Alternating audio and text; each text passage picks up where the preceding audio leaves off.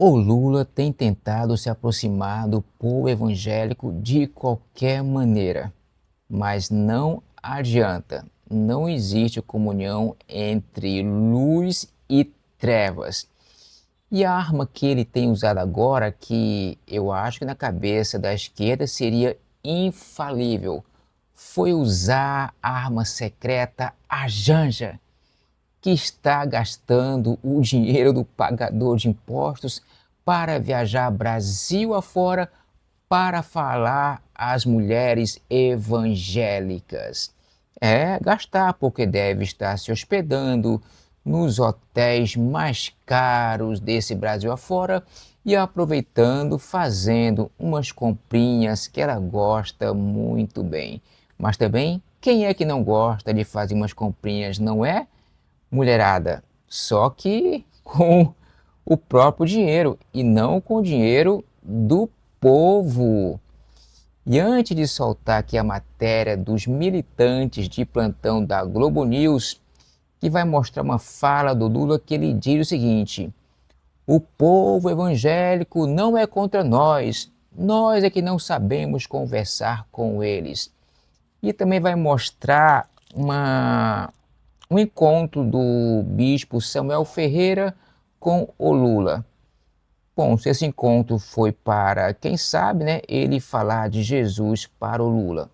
Vai que o Espírito Santo tocou no coração do bispo e ele foi lá com essa missão. Mas se foi com a missão de apoio ao Lula, então sinto muito, você pode ser tudo menos aquilo que diz que é. Agora sim, dito isto, eu vou mostrar aqui o vídeo do pastor Silas Malafaia, que vai falar de uma maneira clara, objetiva e direta e até simples o porquê que o evangélico não vota em esquerdista, o porquê que o evangélico não vota em PT e o porquê de evangélico não vota em Lula. Se você se diz evangélico e vota em PT, você pode ser tudo, menos evangélico. Se você se diz evangélico e apoia o Lula, você pode ser qualquer coisa, menos evangélico. Então vamos aqui à fala do pastor Silas Malafaia. Olha só. Esse vídeo é importantíssimo. Por que um verdadeiro cristão não apoia Lula? Bem, deixa eu dizer uma coisa para vocês. Contra fatos, contra a verdade, não existe argumento. Eu vou provar aqui. É muito importante, mas quero fazer algumas considerações para você entender. A primeira, a Igreja de Cristo não apoia ninguém. Eu digo isso há 45 anos. Ela está acima de tudo. A igreja não apoia presidente, governador, prefeito, deputado federal, deputado estadual, vereador. A igreja não. Aí você vai falar, antes que ele termine a fala dele, ouça até o final, você vai dizer: ah, mas o Malafaia votou, o pastor votou em Lula lá em 2002. Sim, ele votou e não nega isso, mas ele vai explicar o porquê desse voto no Lula lá atrás, A anos igreja precisa de atrás. Espírito Santo. Isso aqui é a igreja, corpo místico de Cristo. Agora, nós que somos cidadãos de um país inseridos na sociedade, é que apoiamos. Essa que é a verdade. A Bíblia não nega a cidadania terrena nem Cristo. O apóstolo Paulo, em Romanos 13:7, diz: a quem tributo, tributo, a quem imposto, imposto. O apóstolo Paulo, em Atos 16, do versículo 35 ao 40, reivindicou a sua cidadania romana quando foi preso injustamente. Jesus, em Mateus 22:21, diz: dai a César o que é de César e dai a Deus o que é de Deus. Agora, como é que eu apoio alguém? Segundo meus princípios, crenças, valores e caráter. É isso aqui que norteia quem eu apoio ou não na política. Repito, crenças, valores e caráter. Então escute bem, eu não deixo passar nada, para que não tenha nenhuma dúvida. Há 23 anos atrás, em 2002, eu apoiei Lula. Não havia nenhuma denúncia de corrupção contra ele, nem tampouco ele botou as manguinhas de fora nas questões ideológicas. Eu apoiei. Quando ele começou a mostrar a ideologia dele, eu caí fora.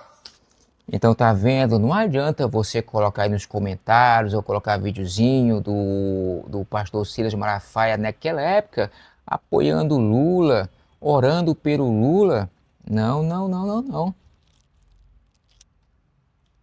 Vergonha seria eu estar apoiando ele hoje, depois de toda a ideologia que ele defende e de toda a lama da corrupção que eles participaram.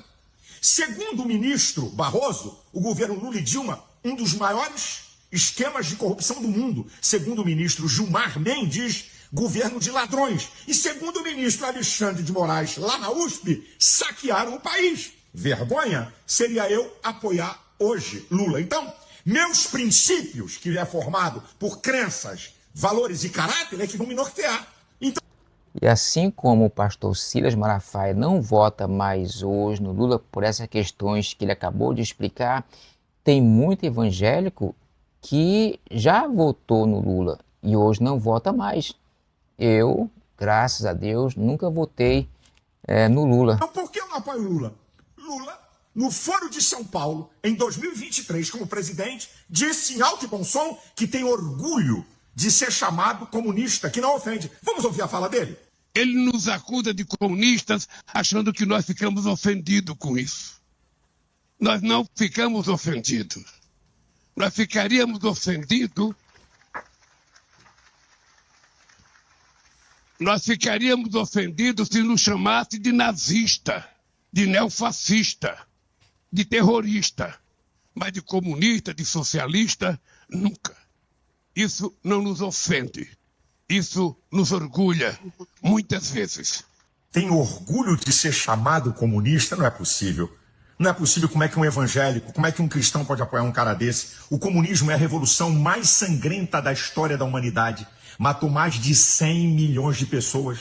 Massacraram católicos e evangélicos. Hoje, na China comunista, pastores são presos. Notícia de agora. Perseguição a cristãos. Na Coreia do Norte, se uma Bíblia foi encontrada na casa de alguém, a família toda é enforcada. Hoje, em Cuba, perseguição. Como é que você, meu irmão evangélico, diz que apoia um cara desse? Não é possível. Agora preste atenção. Olha o que Lula falou em 2023 no Foro de São Paulo, como presidente. Aquilo que historicamente combatemos, costumes, família e pátria. Não é possível. Vamos ouvir Lula falando isso.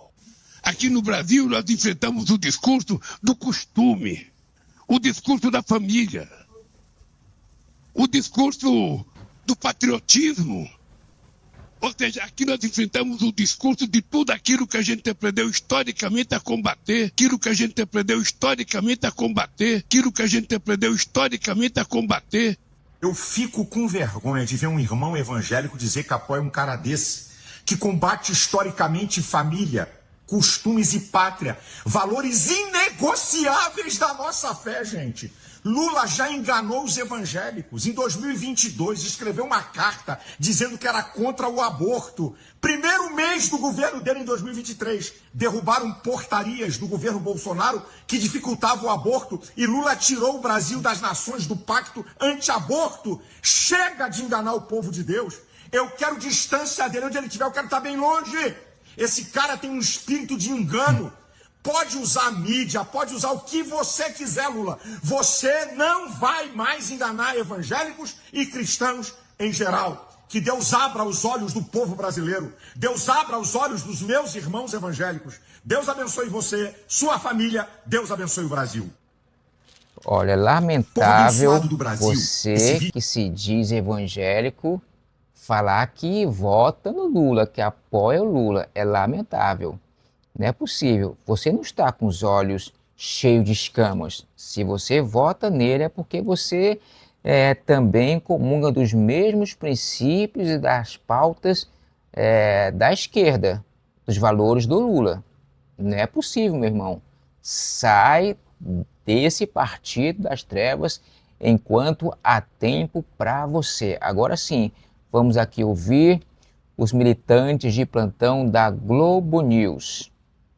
Vamos seguir por aqui, agora de olho em 2026, né? Porque o presidente Lula segue buscando aproximação com o segmento evangélico. Ontem, depois de se reunir com lideranças evangélicas, religiosas, o Lula fez um aceno, afirmou durante um discurso que A esquerda não sabe conversar com os evangélicos. Vamos falar com o Guilherme Bausa, que está lá em Brasília, para que a gente possa entender. Vamos começar pelo dia de ontem, né? Pelo encontro que o presidente tem dentro do gabinete, pela fala que ele faz à noite, diretamente para os evangélicos. Boa tarde, Bausa. Oi, Marcelo, uma ótima tarde a você, a todos do Estúdio I, a vocês que nos acompanham também nesse momento na Globo News. Ontem o presidente Lula fez uma fala no sentido de estimular a militância de esquerda a se aproximar dos evangélicos. Ele estava num encontro, no aniversário do PCdoB, um partido aliado do PT, aliado histórico. Então ele falou para uma plateia formada por militantes de esquerda da necessidade de se aproximar dos evangélicos, que não é culpa dos evangélicos esse afastamento, e sim da própria esquerda. Então ele deu esse recado de forma muito contundente. É interessante a gente lembrar que o presidente Lula com frequência dá esse tipo de recado quando ele está se dirigindo ali à militância. Foram várias vezes ao longo desse terceiro mandato que ele usou essas palavras, talvez não de forma tão contundente como ontem, mas ele sempre aproveita para mandar esse recado e também tem feito alguns gestos, alguns acenos em direção aos evangélicos. Recentemente ele deu uma entrevista a um podcast religioso. A primeira-dama Janja tem feito viagens pelo Brasil, se encontrando com lideranças evangélicas com um perfil mais progressista. Era melhor ter dito, a Janja tem gastado o nosso dinheiro aí viajando o Brasil afora, se hospedando nos hotéis mais caros, e com certeza deve estar fazendo isso. Ela não vai perguntar a alguma irmã se, irmã, posso ficar hospedada na sua casa? E também nenhuma irmã é louca de oferecer hospedagem para a Janja, né?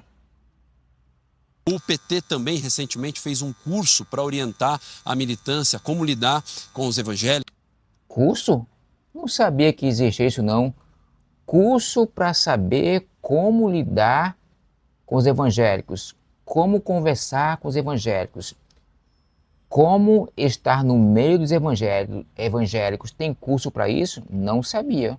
Como buscar uma aproximação com esse segmento da população, e o presidente Lula tem recebido também lideranças religiosas com mais frequência no Palácio do Planalto. Então é um conjunto de acenos, mas o que a gente vê é que ainda há uma resistência muito grande do eleitorado, as pesquisas indicam isso, a popularidade do presidente não aumenta, apesar de estar aumentando como um todo, entre os evangélicos ainda há muita resistência em relação ao Partido dos Trabalhadores e ao presidente Lula. Ontem, por exemplo, Marcelo, ele recebeu no seu gabinete o deputado federal Cezinha de Madureira, do PSD, ele que é um dos principais representantes da bancada evangélica, estava junto também com o bispo Samuel Ferreira, que é da Assembleia de Deus de Madureira, que é uma das principais denominações neopentecostais do país, e ali eles oraram, né, o presidente Lula orou junto com essas lideranças religiosas, eles foram abençoados, e o ministro da Advocacia Geral da União, Jorge Messias, que não estava nesse encontro, apareceu ali no final para participar,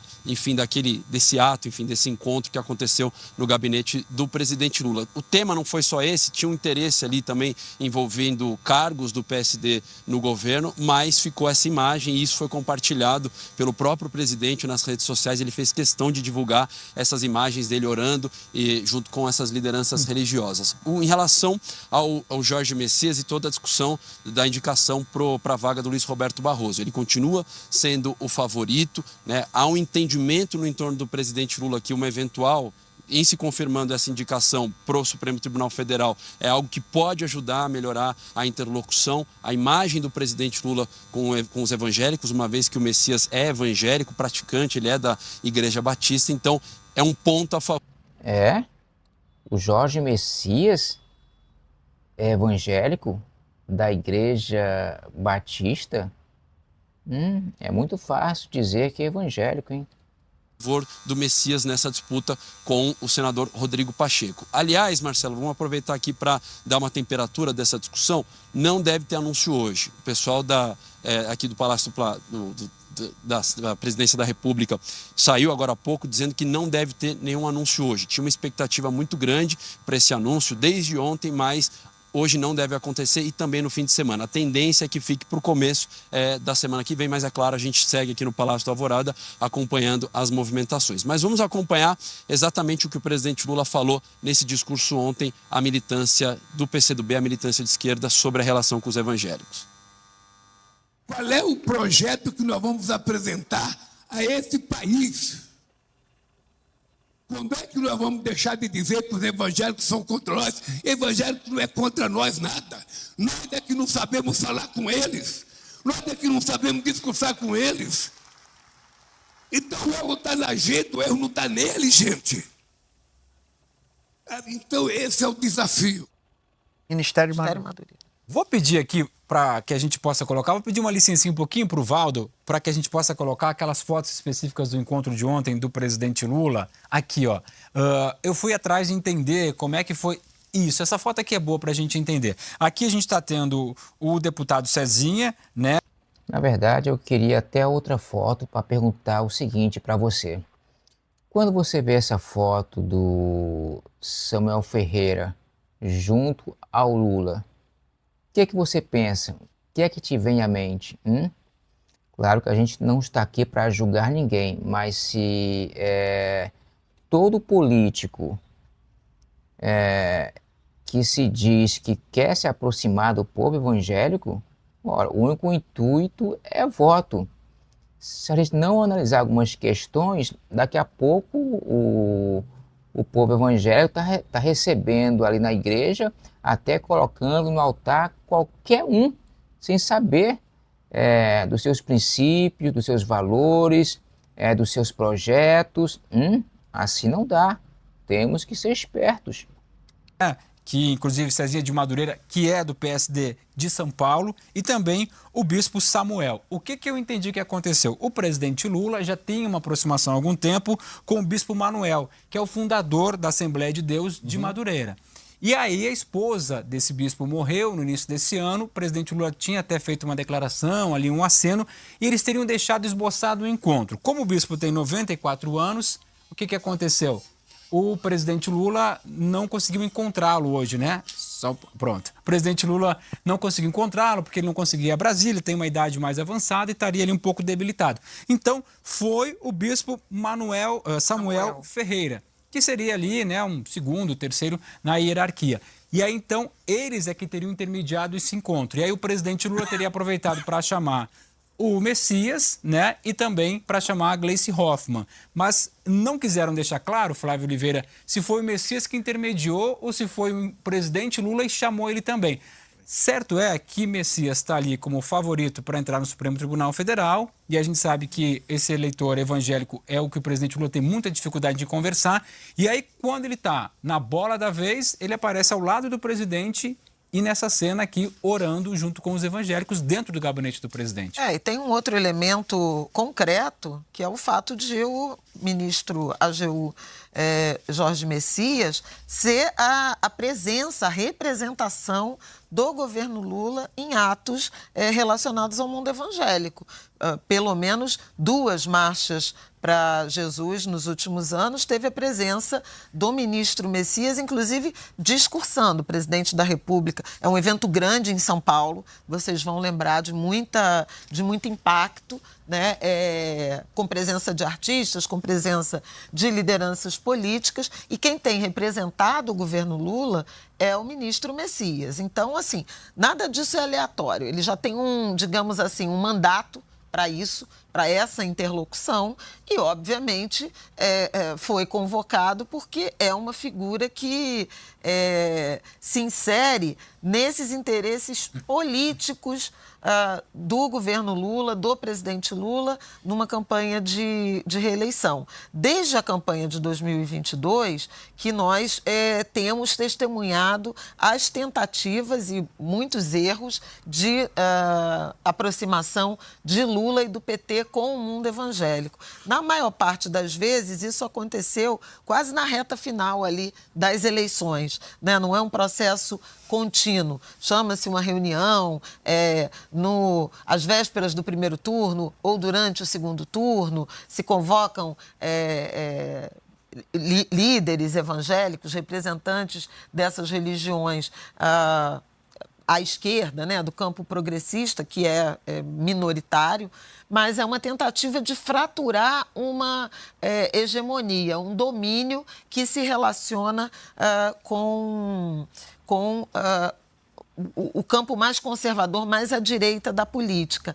Agora, o que me chama a atenção é que, de modo geral, parecia haver um consenso de que o que era relevante nessa aproximação era menos a religiosidade e mais agendas outras. Porque as pessoas não são só evangélicas. Elas são evangélicas, são pretas, são mulheres chefes de família, são desempregados, são moradores de favela, Trabalhadores são de de segurança.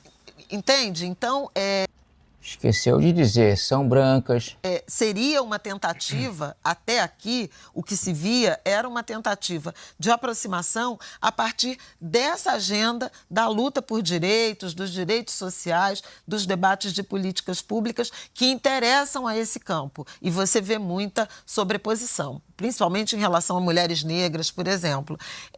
No entanto, o que essa imagem sugere é uma tentativa de conexão através da fé. Eu acho isso péssimo, através da religiosidade. Acho isso péssimo, seja do ponto de vista de estratégia política eleitoral e, mais ainda, do ponto de vista da escolha de um sucessor para Luiz Roberto Barroso no Supremo Tribunal Federal. Eu acho que a religiosidade de Jorge Messias não deveria ser um atributo considerado para um ministro do Supremo Tribunal Federal. Os critérios são notórios saber jurídico e mais de 35 anos, né? E não qual é a fé que se processa. Então, é um oportunismo político do presidente da República, legítimo da disputa política, mas que particularmente, como analista, como jornalista, não me agrada, né, pessoalmente, e nem acho que é o melhor uso do ponto de vista da composição da sociedade brasileira, da complexidade da sociedade brasileira. Não se deve reduzir os evangélicos somente à religiosidade deles, porque eles são muito mais coisas. Assim como os católicos, como os candomblecistas. Cidadãos, né? Como você estava falando, as pessoas têm todas as demandas que qualquer pessoa tem, né? E inclui-se aí o fator religiosidade, mas tem saúde, educação, segurança. A gente não é uma teocracia, isso não é... Só fazer uma nota de pé de página aqui sobre um trecho da declaração do Lula dizendo que evangélico não é contra a gente, ele se referindo ao PT. Está contra o PT, mas historicamente quem estimulou o protagonismo político, essa mistura entre política e religião no Brasil foi o Lula no primeiro mandato. Foi o Lula que chamou para conversar os pastores porque queria uma outra rede de apoio. Ele estimulou isso e foi apoiado por bispos importantes, por pastores importantes naquele momento. Circunstancialmente, mudou-se essa direção do voto majoritário entre os evangélicos, que pode revirar depois se aprender a falar com esse público, mostrar tudo isso, essa pluralidade. Então, só essa memória que fica aparecendo aqui, quem pega a foto agora acha que esses pastores e bispos sempre foram contra o Lula e o PT. Isto não é verdade. No primeiro mandato, eles eram a favor do PT. Até porque tinha muito apoio do Silas Malafaia, né? Que depois se distancia, mas ele chega a fazer campanha para o presidente Lula. Aliás, sentiu muito esse evento porque postou um vídeo de 5 minutos dizendo por que cristãos não devem apoiar Lula. E sob uma ótica muito ele chama de caráter, ética, enfim, uma ótica religiosa. Isso. Eu vou ali no Valdo, quero ouvir o Dani também e depois o Otávio. Diga, Valdo. Olha, Marcelo, primeiro, essa questão evangélica, né? A última pesquisa Quest mostrou, acho que foi o único ou um dos únicos ali segmentos em que você teve uma piora da avaliação do governo, foi exatamente no segmento dos evangélicos, né?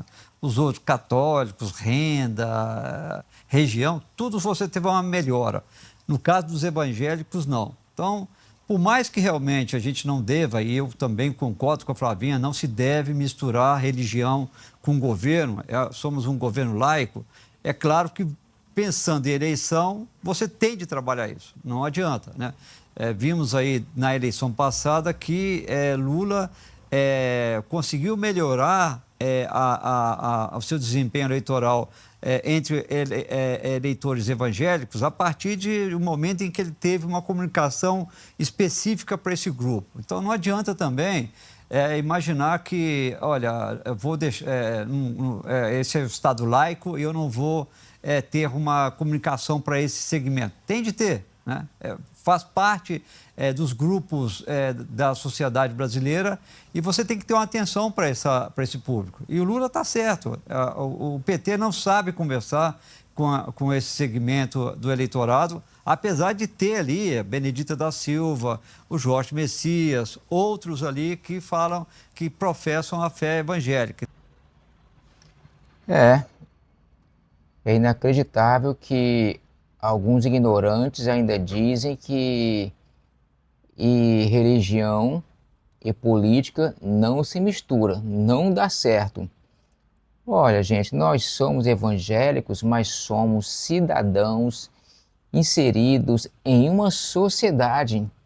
E essa sociedade se torna um Estado, e um Estado com outro Estado compõe o nosso país.